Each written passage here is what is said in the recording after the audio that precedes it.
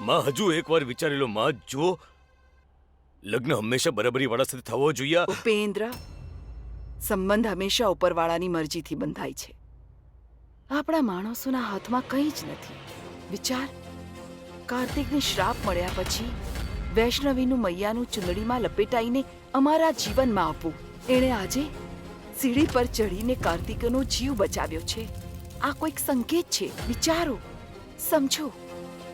વર્ષોથી ચાલી આવતી આ પરંપરા આજે કાર્તિકને શોધવામાં તૂટી જાય છે. પરંતુ વૈષ્ણવીએ બચાવી લીધી. એણે સમયથી ઘરમાં પૂજા પણ કરી અને અમારું પુશ્તૈની શંખ પણ વગાડ્યું, જેના કારણે કાર્તિક શાંત થયો. આ ફક્ત સંયોગ તો ન થઈ શકે ને ઉપેન્દ્ર? પણ માજી, તમે એ તો શાંત. વિચારો કે અમે નિર્ણય લઈ લીધો છે અને અમારો નિર્ણય ક્યારે નથી બદલાયો અને ક્યારે બદલાશે પણ નહીં. કાર્તિકના લગ્ન વૈષ્ણવી સાથે જ થશે. જાઓ, બધા જઈને લગ્નની તૈયારી કરો.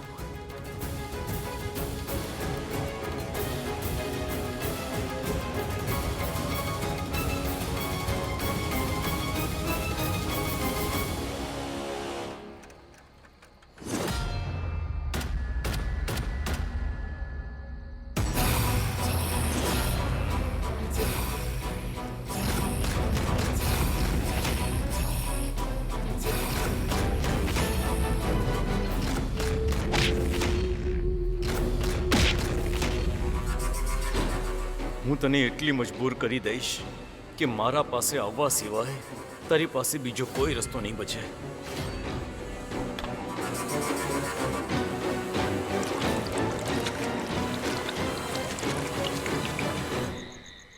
થેન્ક યુ માઈ. હું જાણું છું કે તમે હંમેશા સાચો રસ્તો દેખાડો છો. તો પછી જા, જઈને તારી દુકાન સંભાળ. જા. મને તમારા પર પૂરો ભરોસો છે છઠ્ઠી મૈયા.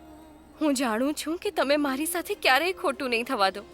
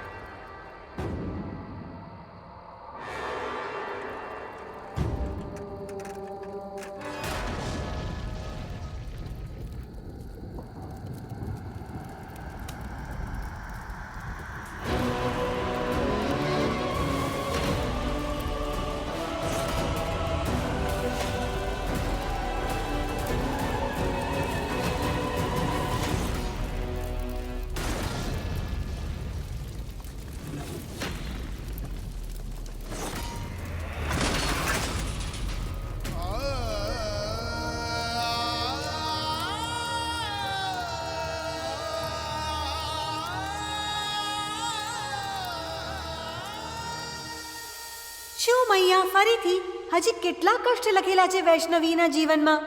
જેના જીવનનો ઉદ્દેશ્ય મહાન હોય છે એમને અઘરી ચુનૌતીનો સામનો કરવો જ પડે છે શૈશવ.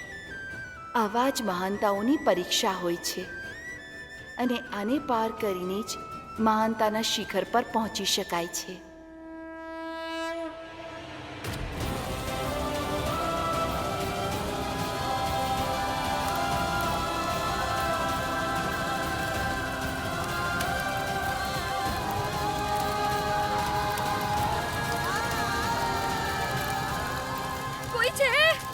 કોઈ પાણી લઈને આવો ને. એ છઠ્ઠી મૈયા, શું થઈ ગયું? 25,000નો લેંગો છે. જરા આરામથી સીવજો, જરા સંભાળીને રાખજો. બહુ મોંઘું છે. અનિતા દીદીના ચણિયાચોળી ગમે એમ કરીને બચાવવા પડશે. કોઈ પાણી લઈને આવો. એ છઠ્ઠી મૈયા, મારી દુકાનને બચાવી લ્યો. છોડ મને જવા દે. મારી દુકાનને બચાવવા દે. છોડ. કેમ છોડી દઉં હું તને? આ તો આજ સુધીના તારા કર્મની સજા આપી છે મેં તને. છોડ. સળગવા દે આ દુકાનને. હવે કઈ નહીં થઈ શકે. કોઈ સહારો નથી બચ્યો હવે તારો. લગ્ન કરી લે મારી સાથે. આવી 10 દુકાનો ખોલીને આપીશ તારા માટે. તારા જેવા માણસ સાથે લગ્ન કરવાથી તો હું આગમાં પડી જવાનું પસંદ કરીશ, પણ હું તારા સાથે લગ્ન નહીં કરું. જા. બળવું છે તારે તો જા.